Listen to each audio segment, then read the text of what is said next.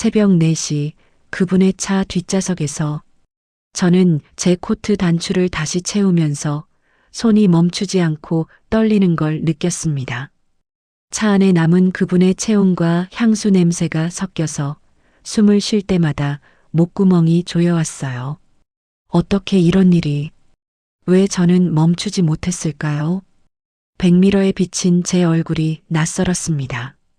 입술이 부어 있었고 머리카락은 흐트러져 있었고 그 모습이 무서웠어요. 이 이야기를 시작하기 전에 혹시 여러분도 한 번쯤 넘지 말아야 할 선 앞에서 망설여 본 적 있으신가요? 그 떨림이 어떤 건지 아신다면 구독과 좋아요로 제게 조용한 용기를 주세요. 저 혼자만의 이야기가 아니라는 걸 느끼고 싶으니까요. 처음 그분을 본 건 회사 로비였습니다.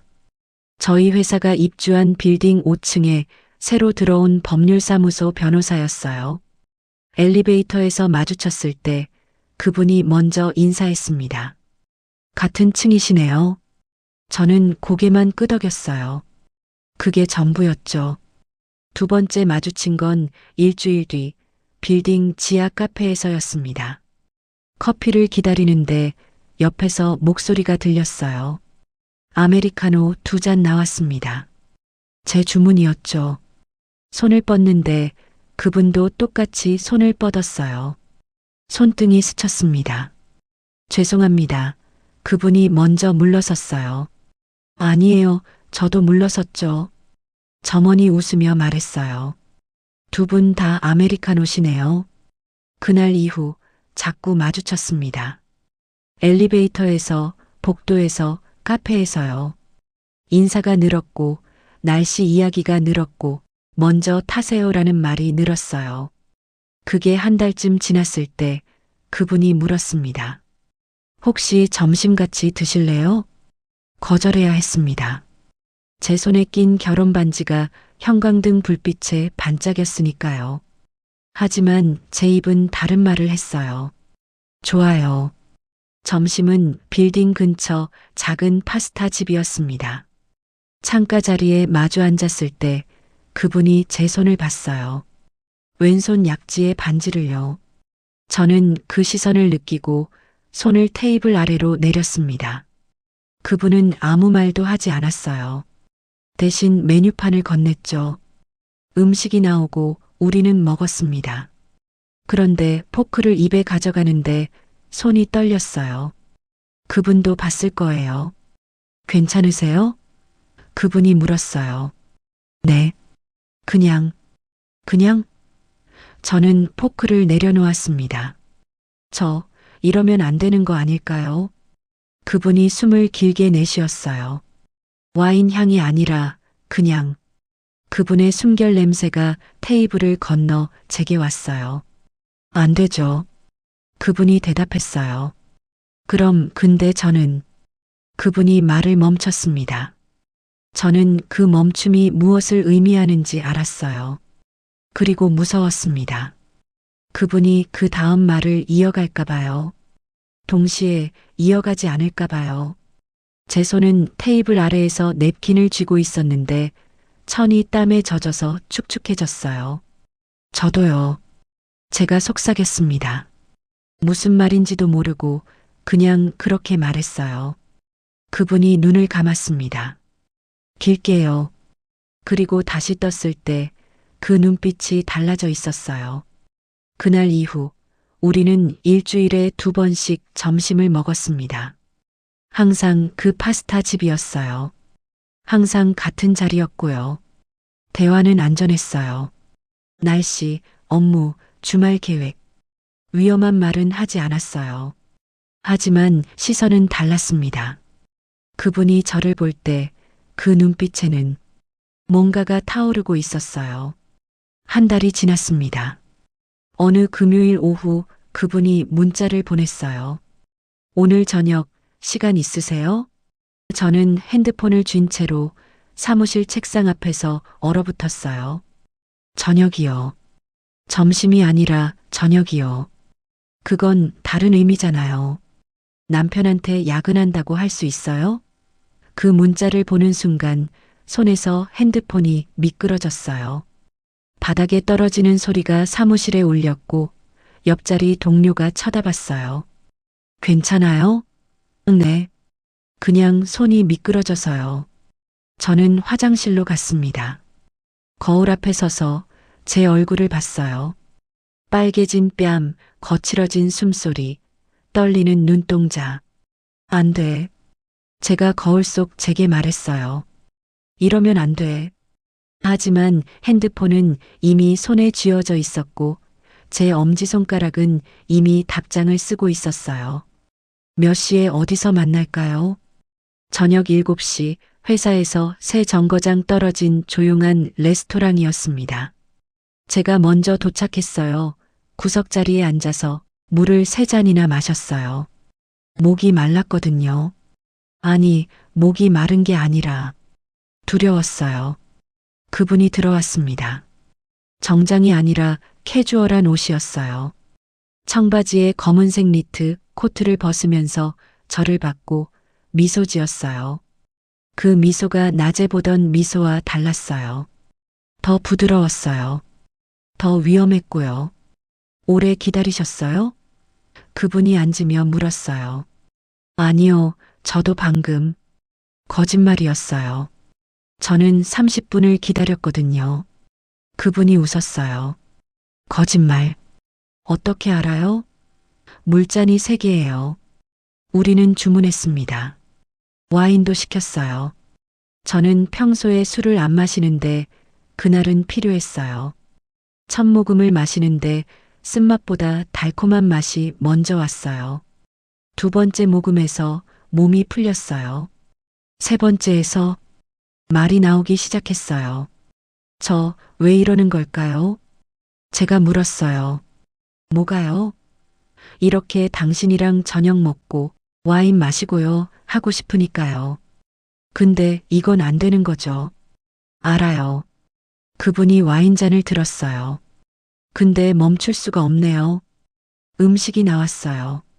스테이크였는데 저는 한 입도 먹을 수 없었어요. 그냥 나이프로 고기를 자르고 포크로 찍고 입에 가져갔다가 다시 내려놓고를 반복했어요. 그분도 마찬가지였어요. 우리는 먹는 척만 했어요. 그분이 말했어요. 오늘 당신한테 하고 싶은 말이 있어서 불렀어요. 제 손이 멈췄습니다. 포크가 접시에 부딪히는 소리가 났어요. 무슨 말이요? 지금 해도 될까요?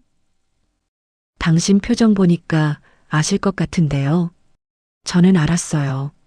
무슨 말을 할 건지요. 그리고 그 말을 듣고 싶으면서 동시에 듣고 싶지 않았어요. 왜냐하면 들으면 저는 대답해야 하니까요. 말씀하세요. 제가 속삭였어요. 그분이 저를 똑바로 봤습니다. 저는 당신이 좋습니다. 테이블 위에 촛불이 흔들렸어요. 누가 지나가면서 바람을 일으켰나 봐요. 그 흔들리는 불빛 속에서 그분의 얼굴이 명멸했어요. 진지했고 두려워하고 있었고 동시에 확신에 차 있었어요. 저도요. 제가 대답했습니다. 제 목소리가 아닌 것 같았어요. 누가 제 입을 빌려 말하는 것 같았죠. 저도 당신이 좋아요. 그 말이 나오는 순간 제 눈에서 눈물이 났어요. 왜 울었는지 모르겠어요. 기쁜 건지 슬픈 건지 무서운 건지 그냥 눈물이 났어요. 울지 마세요. 그분이 손을 뻗었어요. 테이블 위로요. 제 손을 잡으려고요. 저는 손을 빼야 했어요. 여기는 레스토랑이고 사람들이 있고 누가 볼 수도 있으니까요. 하지만 빼지 못했어요. 그분의 손이 제 손을 감쌌습니다. 따뜻했어요. 부드러웠고요. 우리 어떻게 해야 할까요? 제가 물었어요. 모르겠어요. 이대로 계속. 안 되죠. 그럼. 근데 저는 당신을 보고 싶어요. 계속요. 우리는 레스토랑을 나왔습니다. 밤 공기가 차갑게 얼굴을 때렸어요. 술 기운이 조금 깨는 것 같았어요. 그분이 물었어요. 집에 가셔야죠? 네. 몇 시까지요? 10시 전엔. 시계를 봤어요. 8시 반이었어요. 1시간 반. 그분이 중얼거렸어요. 너무 짧네요. 뭐가요? 당신이랑 있을 시간이요. 그분이 저를 봤어요. 저 근처에 조용한 카페 아는데 거기 가서 커피라도 한 잔 더 하면 안 될까요? 카페가 아니라는 걸 우리 둘 다 알았어요. 하지만 저는 고개를 끄덕였습니다. 좋아요. 우리는 걸었어요. 나란히요. 어깨가 부딪힐 듯 말 듯한 거리로요. 골목을 지나고 횡단보도를 건너고 또 골목을 지났어요. 그분이 멈춰 섰습니다. 작은 호텔 앞이었어요. 그분이 말했어요. 여기 조용한 라운지가 있어요. 라운지가 아니라는 걸 우리 둘 다 알았어요. 제 입술이 떨렸습니다. 저 들어가면 안 돼요. 알아요. 근데 왜? 저도 몰라요. 그냥 당신이랑 조금 더 있고 싶어요. 저는 호텔 입구를 봤습니다. 회전문이 천천히 돌고 있었어요. 안으로 들어가는 사람, 나오는 사람, 그들의 얼굴은 보이지 않았어요. 조명이 너무 밝아서요. 저는 그 빛 속으로 한 발 내디뎠습니다. 그리고 또 한 발이요. 로비는 조용했어요. 피아노 선율이 어디선가 흘렀고 은은한 향수 냄새가 났어요. 그분이 프런트로 갔어요. 저는 조금 떨어져서 기둥 뒤에 섰어요. 누가 볼까 봐요. 제가 아는 사람이 있을까 봐요. 그분이 돌아왔습니다. 손에 카드키를 쥐고요. 12층이에요. 저는 고개를 끄덕였어요. 말이 안 나왔어요. 우리는 엘리베이터를 탔습니다. 거울로 둘러싸인 공간 속에서 제 모습이 사방에 비쳤어요. 겁먹은 얼굴, 떨리는 눈빛, 꽉 담은 입술. 괜찮으세요? 그분이 물었어요. 모르겠어요. 12층에 도착했어요. 복도는 길었어요. 빨간 카펫이 깔려 있었고 벽에는 그림들이 걸려 있었어요. 1207호. 그분이 카드키를 찍었어요. 문이 열렸습니다. 방 안은 어두웠어요. 커튼이 쳐져 있었고 침대가 보였고 창문 너머로 서울 야경이 반짝였어요. 저는 문 앞에 서서 안으로 들어가지 못했어요. 저 못 들어가겠어요. 괜찮아요. 아니, 진짜로. 알아요. 괜찮아요. 그분이 제 손을 잡았습니다. 천천히, 조심스럽게요. 우리 그냥 이야기만 해요. 앉아서요. 괜찮죠? 저는 고개를 끄덕였어요. 우리는 안으로 들어갔습니다. 소파에 앉았어요. 나란히가 아니라 마주보고요. 그분이 물을 따라줬어요. 저는 한 모금 마셨어요. 손이 떨려서 물이 조금 흘렀어요. 천천히 하세요. 그분이 말했어요. 왜 여기 온 걸까요? 제가 물었어요. 당신이 오고 싶어서요. 근데 이건 틀렸죠. 알아요. 전 결혼했어요. 알아요. 남편이 기다리고 있어요. 알아요. 그런데 왜? 저도 몰라요. 왜 이러는지. 그분이 소파에서 일어나 제 옆으로 왔어요. 앉았어요. 가까이요. 손을 뻗어 제 머리카락을 귀 뒤로 넘겼어요. 손끝이 제 뺨을 스쳤습니다. 당신이 너무 좋아요. 그분이 속삭였어요. 저는 눈을 감았습니다. 그러지 말았어야 했어요. 눈을 감으면 더 위험해지니까요. 하지만 이미 감았어요. 그리고 그분의 입술이 제 입술에 닿았습니다. 부드러웠어요. 조심스러웠고요. 저는 아무것도 하지 않았어요. 그냥 받아들이기만 했어요. 그분이 물러났어요. 미안해요. 아니에요. 제가 너무 괜찮아요. 저는 눈을 떴어요. 그분을 봤고요.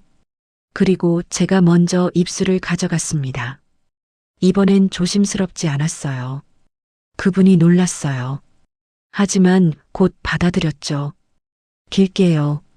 그분의 손이 제 허리를 감쌌어요. 제 손은 그분의 목을 감쌌고요. 우리는 소파에서 일어나 움직였어요. 언제 움직였는지 기억이 안 나요. 그냥 침대에 누워 있었어요. 그분과 함께 있었어요. 숨소리가 거칠었고 눈빛이 흐릿했어요. 계속해도 될까요? 저는 대답하지 않았어요. 대신 그분이 제 손을 잡았어요. 천천히요. 못 기다리겠어요. 그날 밤 우리는 선을 넘었습니다. 완전히요. 돌이킬 수 없게요. 새벽 2시까지 우리는 서로를 안고 말없이 얽혀 있었어요. 창문을 열어도 에어컨을 틀어도 방 안은 뜨거웠어요. 3시가 됐어요. 저는 일어나야 했어요. 집에 가야 해요. 벌써요? 남편이 전화할 거예요. 그럼 그분이 저를 안았어요. 꽉요. 조금만 더. 안 돼요. 제발. 저는 그 품에서 빠져나왔어요. 옷을 입었어요. 구겨진 블라우스, 치마, 코트. 거울을 봤어요. 얼굴이 낯설었고 머리는 엉망이었고 목에는 스카프로 가렸어요. 언제 다시 볼 수 있어요? 그분이 물었어요. 모르겠어요. 내일은요? 힘들 것 같아요. 모레는요? 저는 대답하지 못했어요. 문을 열었습니다. 복도로 나왔고요. 뒤돌아보니 그분이 문틈으로 저를 보고 있었어요. 조심히 가세요. 네. 문이 닫혔어요. 엘리베이터를 타고 내려갔습니다. 로비를 지나 밖으로 나왔을 때 새벽 공기가 얼굴을 때렸어요. 차가웠어요. 깨어나는 것 같았죠. 택시를 잡았습니다. 어디 가세요? 연희동이요. 차 안에서 저는 핸드폰을 봤어요. 남편한테 부재중 전화가 5통 있었어요. 문자도 3개요. 어디야 왜 안 받아 언제 와. 집에 도착했습니다. 조용히 현관문을 열었어요. 거실에 불이 꺼져 있었어요. 남편은 자고 있었나 봐요. 저는 욕실로 갔습니다. 샤워를 했어요. 오래요. 뜨거운 물로요. 그분의 냄새를, 흔적을 모두 씻어내려고요. 하지만 씻어지지 않았어요. 물을 아무리 세게 틀어도 비누를 아무리 많이 발라도요. 제 피부에, 제 안에 그분이 남아 있었어요. 거울을 봤습니다. 김이 서려 있었는데 손으로 닦았어요. 제 얼굴이 보였어요. 이상하게도 예뻐 보였어요. 오랜만에요. 눈빛이 살아 있었고 뺨에 홍조가 돌았고 입가에 미소가 번지고 있었어요. 그 모습이 무서웠습니다. 혹시 제 이야기가 누군가의 마음 깊은 곳에 닿았다면 구독과 좋아요로 제게 조용한 용기를 주세요. 이 떨림을, 이 죄책감을, 이 뜨거움을 함께 견딜 수 있도록요. 그날 밤의 온기는 아직도 제 피부에 남아 있습니다. 오늘 이야기는 여기까지입니다. 시청해 주셔서 감사합니다.